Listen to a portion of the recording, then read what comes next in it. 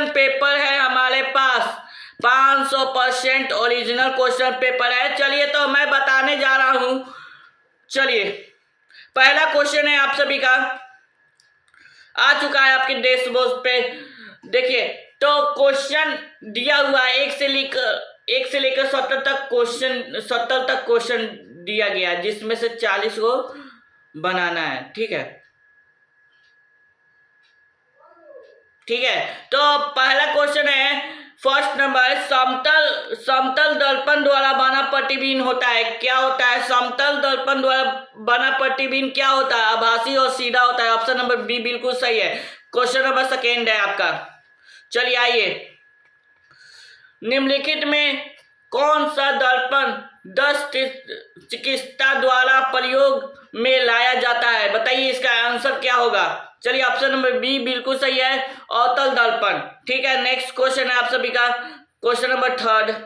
चलिए, समतल दर्पण की फोकस दूरी होती है, समतल दर्पण की फोकस दूरी क्या होती है? बताइए, अनंत होती है। ऑप्शन नंबर बी बिल्कुल सही है। चलिए नेक्स्ट क्वेश्चन नंबर 4 है, आइए। एक दूरस्थ वस्तु के लिए अवतल दर्पण द्वारा बना प्रतिबिंब होता है, क्या होता है?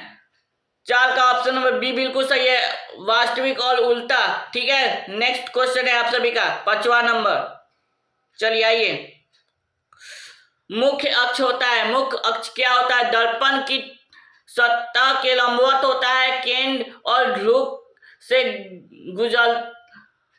गुजरती रेखा है, और ए और बी दोनों, और इनमें से कोई नहीं। ऑप्शन नंबर सी बिल्कुल सही होगा, ए और बी दोनों होगा। ठीक है, 6ठा नंबर क्वेश्चन है आप सभी के बीच आ चुका है। चलिए, गोलीय दर्पण की वक्र त्रिज्या होती है, क्या होती है? गोलीय दर्पण की वक्र त्रिज्या होती है, क्या होती है? बताइए तो। 6 का ऑप्शन नंबर सी बिल्कुल सही है, उसकी फोकस दूरी का। ठीक है, उसकी फोकस दूरी का। ठीक, चलिए 7 नंबर क्वेश्चन है आपका, उत्तल दर्पण हमेशा बनता है, क्या बनता है? उत्तल दर्पण हमेशा क्या बनता है? आभासी, सीधा और प्रतिबिंब। ठीक है, आभासी, सीधा और प्रतिबिंब। ठीक है, 8 नंबर क्वेश्चन है आप सभी के बीच आ चुका है। चलिए, फोकस दूरी की इकाई क्या है? फोकस दूरी की इकाई क्या है? बताइए तो। 8 का ऑप्शन नंबर बी बिल्कुल सही है, मीटर। ठीक है, 9वां नंबर क्वेश्चन आ चुका है आप सभी के। वास्तविक प्रतिबिंब को पर्दे पे दिखाया जा सकता है। ठीक है, ऑप्शन नंबर ए बिल्कुल सही है। चलिए नेक्स्ट 10 नंबर क्वेश्चन है, यदि वस्तु अवतल दर्पण की वक्र केंद्र पर है तो प्रतिबिंब होगा, प्रतिबिंब क्या होगा? बताइए तो। 10 का ऑप्शन नंबर डी बिल्कुल सही है, समान आकार और उल्टा। ठीक है, नेक्स्ट क्वेश्चन 11 नंबर, पास बैठकर देखा जाता है। बताइए तो, पास बैठकर देखा जाता है, क्या देखा जाता है? 11 का ऑप्शन नंबर सी बिल्कुल सही है, समतल दर्पण में। ठीक है, 12 नंबर क्वेश्चन है आपका, आइए आपका स्वागत है। चलिए, 12 नंबर क्वेश्चन है, ध्रुव और फोकस के बीच की दूरी को क्या कहते हैं? ध्रुव और फोकस के बीच की दूरी को हम क्या कहते हैं? फोकस दूरी कहते हैं। चलिए नेक्स्ट 13 नंबर क्वेश्चन, वाहनों में पीछे देखने के लिए प्रयोग किए जाने वाले दर्पण है।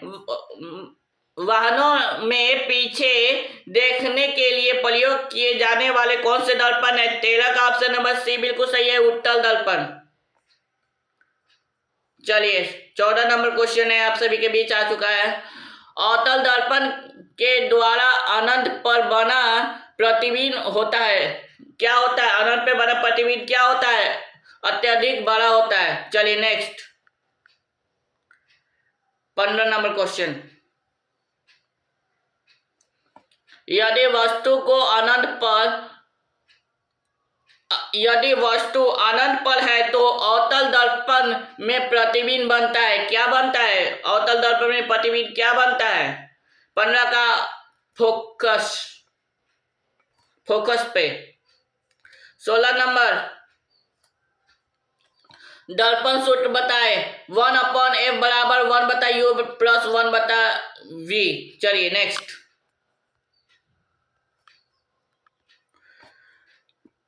17 नंबर क्वेश्चन, एक स्थित अवतल दर्पण वस्तु के समान आकार पर प्रतिबिंब बनाए। ठीक है, तो वक्र केंद्र पर। ठीक है, 17 का ऑप्शन नंबर सी बिल्कुल सही है। चलिए 18 नंबर क्वेश्चन है आप सभी के बीच। चलिए,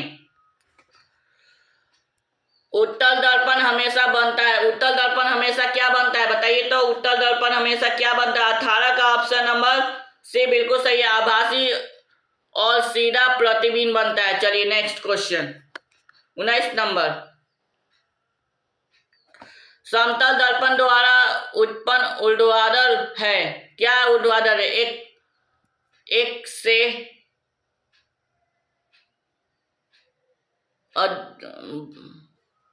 चलिए एक है। ठीक है, एक के बराबर होता है। ठीक है, चलिए इक्वल टू 1। ठीक है, चलिए 20 नंबर क्वेश्चन है आप सभी के बीच है। जब आवर्धन ऋणात्मक होता है तब कम प्रकाश का प्रतिबिंब बनता है।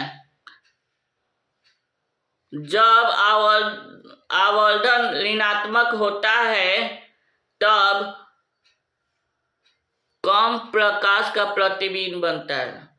देखिए यहाँ पे क्वेश्चन थोड़ा ये हो गया है, हट गया है, इसी के वजह से पढ़ने में थोड़ा इशू आ रही है। तो इसका आंसर हम बताते हैं। 20 का आंसर होगा ऑप्शन नंबर ए, वास्तविक और उल्टा। ठीक है, 21 नंबर क्वेश्चन, समतल दर्पण द्वारा बना प्रतिबिंब समतल दर्पण द्वारा बनाए गए प्रतिबिंब के लिए निम्न में से कौन सी नहीं है? कौन सी नहीं है? 21 का डी है, छोटी नहीं है, छोटा।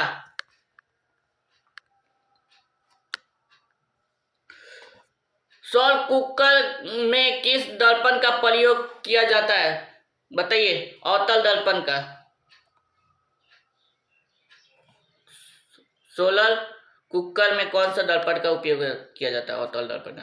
चलिए 23 नंबर है, समतल दर्पण में प्रतिबिंब की दूरी होती है। क्या होती है? समतल दर्पण में प्रतिबिंब की दूरी क्या होती है बताइए तो?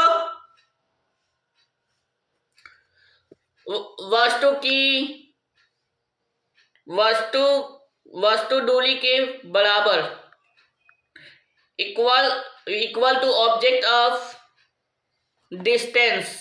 ठीक है, 24 नंबर, जब वस्तु को फोकस और ध्रुव के बीच होती है तो अवतल दर्पण द्वारा प्रतिबिंब है। अवतल दर्पण द्वारा प्रतिबिंब क्या है? 24 का बी होगा, आभासी, सीधा और बड़ा। ठीक है, 25 नंबर क्वेश्चन है, दूध से दही बनने की क्रिया एक उदाहरण है। कौन सा उदाहरण है? रासायनिक परिवर्तन का। चलिए नेक्स्ट क्वेश्चन है 26 नंबर, प्रकाश रासायनिक अभिक्रिया का उदाहरण क्या है? प्रकाश रासायनिक अभिक्रिया का उदाहरण है प्रकाश संश्लेषण। निम्नलिखित में से कौन एक रासायनिक परिवर्तन है? कागज का जलना। ठीक है, चलिए नेक्स्ट है 28 नंबर,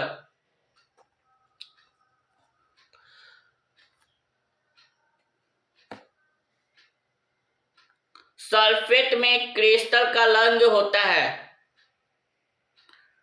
चलिए तो हरा होता है। इसमें थोड़ा सा ये छोटा क्या हुआ है कि ज़्यादा डीप हो गया, इसी की वजह से ये पढ़ा नहीं रहा। तो हम इसका आंसर तो बता दिए, सही है आपका। ये 100% ओरिजिनल क्वेश्चन पेपर है, त्रैमासिक परीक्षा है और एनुअल एग्जाम के लिए बहुत काबिल रामबान शान होने वाला है यह क्वेश्चन आप सभी का। निम्नलिखित में से कौन लेडॉक्स अभिक्रिया का उदाहरण? लेडॉक्स अभिक्रिया का उदाहरण ऑप्शन नंबर डी बिल्कुल सही है, HCl plus NaOH plus NaCl plus H2O। चलिए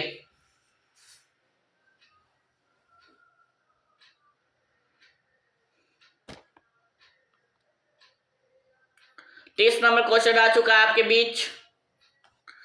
जब जिंक तनु सल्फ्यूरिक अम्ल के अभिक्रिया करता है तो कौन सा गैस बनाता है? 30 का ऑप्शन नंबर बी बिल्कुल सही है, हाइड्रोजन। 31 नंबर क्वेश्चन है, लेडॉक्स अभिक्रिया में जो पदार्थ ऑक्सीकृत होता है वह है क्या है? अपचायक।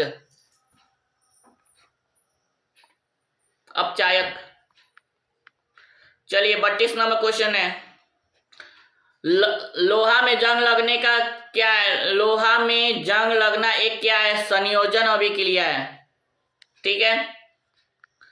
33 नंबर क्वेश्चन है, काली चूना, रुकिए साथियों 1 मिनट। चलिए काली चूना का रासायनिक सूत्र निम्नलिखित में से कौन है? बताइए काली चूना का रासायनिक सूत्र निम्नलिखित में से कौन है? Ca+O है। चलिए नेक्स्ट है आप सभी का, अम्ल और क्षार की अभिक्रिया को क्या कहते हैं? उदासीनीकरण अभिक्रिया। क्या है? उदासीनीकरण अभिक्रिया। 34 का ऑप्शन नंबर सी बिल्कुल सही है। 35 नंबर क्वेश्चन,